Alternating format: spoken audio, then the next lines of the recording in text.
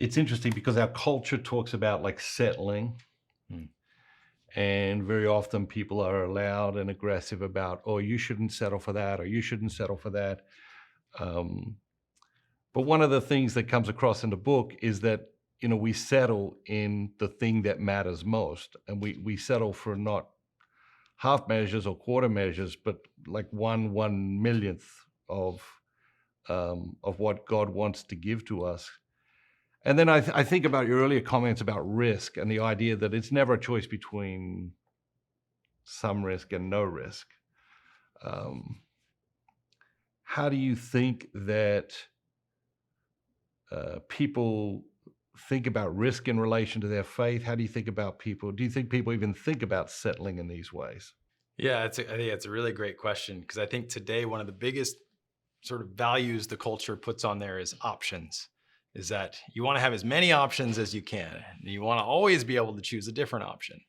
And you end up in this life that is completely anxiety inducing because how do you choose, Um, and I think that the point of life is not to endlessly have options or to never settle, because if you never settle, what are you doing? You're always looking for the next thing, and after a while you learn that that never ends.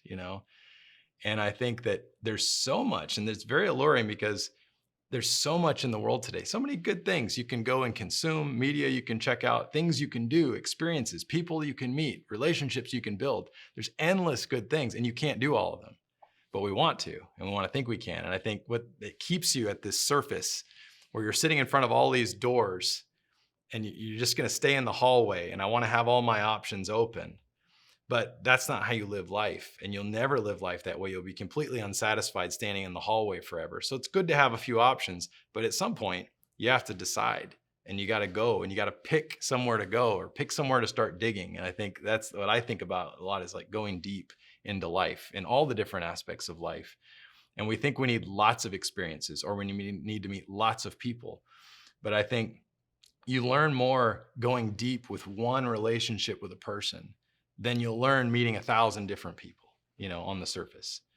And I think that's what we miss so much in life today. We think we need to be out there. We need to be, have lots of followers or friends or fans or attention, or be recognized by lots of people, all those substitutes for God that we pursue. Um, but it's all right in front of us already. I think that, certainly God calls us on adventures in our life, and we need to be open to that. But mostly it's all right in front of us. The person sitting next to you is an infinitely deep place to go explore and digging for treasure. And I think we miss all that because we're too afraid of missing out on something up on the surface.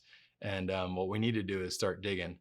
And whether it's in our marriage, or it's in our children, or it's in a particular setting, or it's a one neighbor, or it's a neighborhood, at some point, you know, you got to make a home and go deep in all those different ways.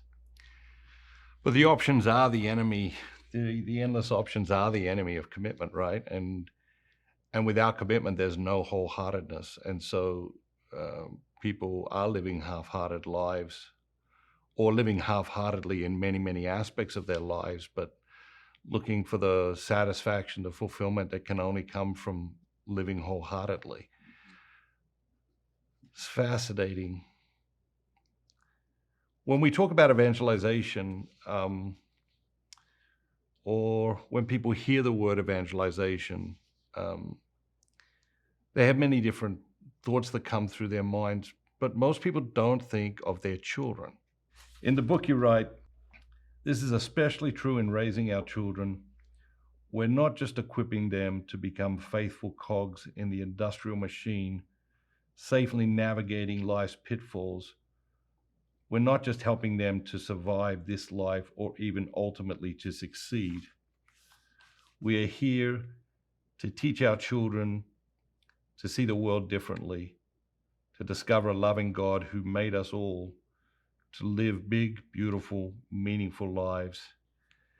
It's very powerful statement. How do you see that manifesting in your daily interaction with your children, And what is the push and pull or the challenges of that?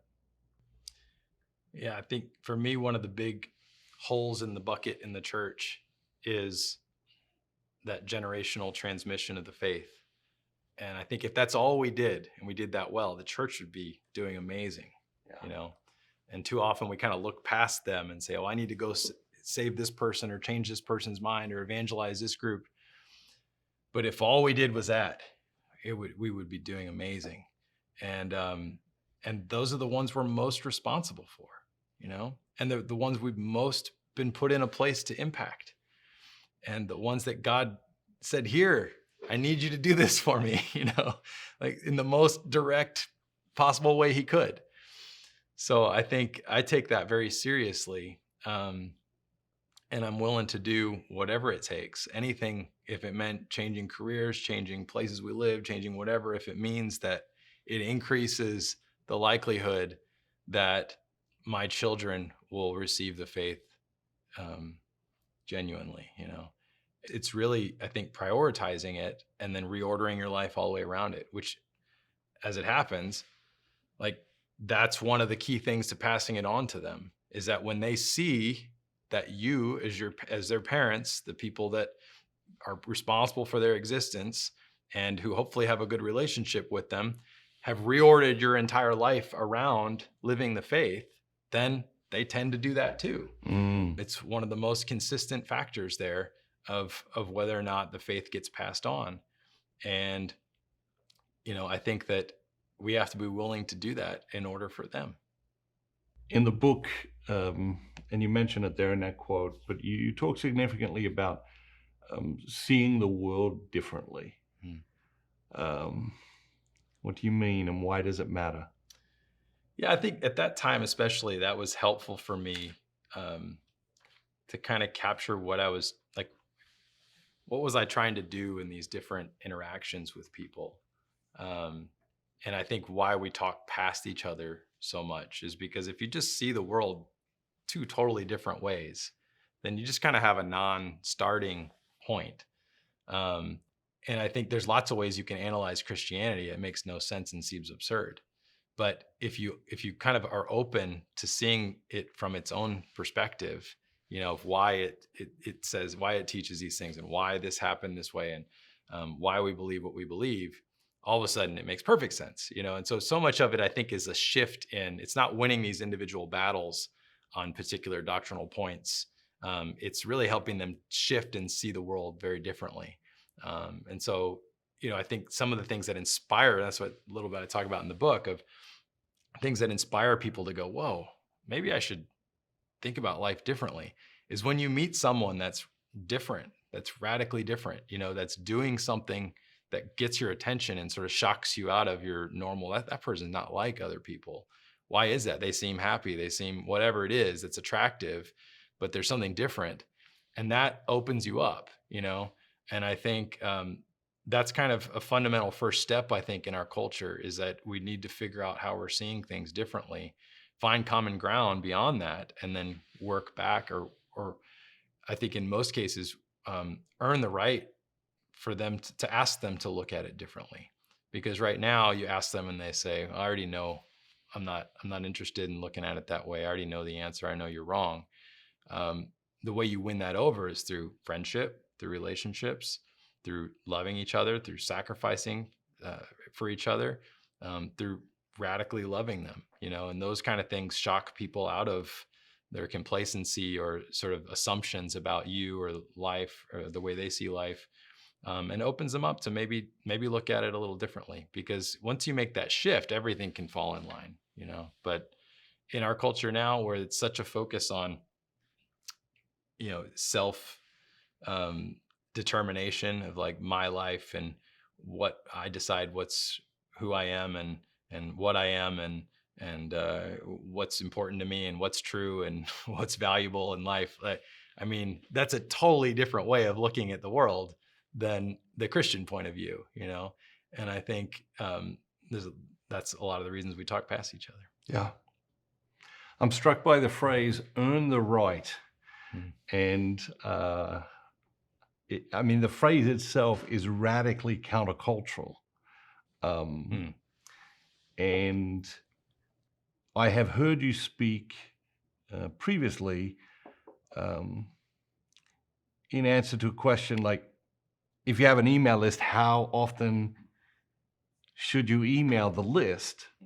And I've heard you speak in that context also about earning the right to email the list. Talk a little bit about that. Sure. Yeah. I mean, that's a lesson we learned very directly at Flocknote, helping churches manage email lists and text message lists. And, um, we try to help them improve open rates, and especially something like texting, sending someone a text message. At first, churches were very, and they should be, careful with it, because they said, well, that seems intrusive. That seems disruptive. They're not expecting to get texts from me, all those things. And that's true, maybe. So, so much of what we get, and again, this comes from the question of how often should I send something? Well, what have you earned the right to send them? So like a spammer has earned, zero right to send me anything, right? But my mom, she can call me every 5 minutes if she wants. She's earned that right, and everything in between. And so I think that it depends on the context of what's happening in your relationship with that person. As I apply that to evangelization, like it was helpful. It was a helpful concept for me, because you have a friend or somebody, and maybe they're living their life in a way that's not good, not consistent with the faith, whatever. And your immediate instinct is, I need to tell this person that they're wrong, right?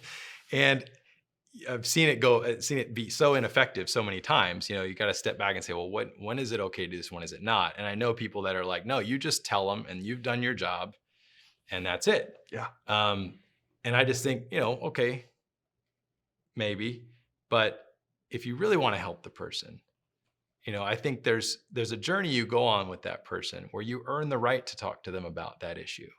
And so certain friendships, you'll have earned that right to have that conversation, and some maybe you haven't yet. And I think people understand that concept. When whatever your relationship is, you kind of earn the right to talk to people or address certain issues at certain levels. And I think that's a really important evangelization lesson if we want to be effective. So that requires patience. It requires persistence. It requires real intentionality around friendship, relationship. All of these virtues seem in short supply in our modern culture. How do we encourage people to grow in virtue, even if maybe they're not that interested in their faith? I love the focus on virtues. It's a beautiful way to think about becoming a saint, right? Just being the ultimate virtuous person is a saint. And we talk about that a lot within our culture at Flocknote. We have a culture of growing in virtue and helping each other grow in virtue. And virtue is just a habit. It's a good habit, a disposition to do something good. So it's a wonderful in, I think, with people, that you're not speaking religiously. It is a shared experience of something that is an objective good, that they may not recognize it as an objective good. But we would say, is it better to be patient or impatient? And they say, it's better to be patient. Well, if you help someone become more patient, you've helped them become more Catholic, more Christian. And so I think there's lots of ways of looking at evangelization along all those other layers, where if you're helping people grow in virtue, they're taking steps in the right direction. And it can be a wonderful way in with people if it's something all these things are also very practical, right? So people see the value of being more patient, right? As an example, they see the value of being truthful. So those things most people can agree on that part. It can be a good starting point, especially in a culture where we don't often agree on some of those starting points.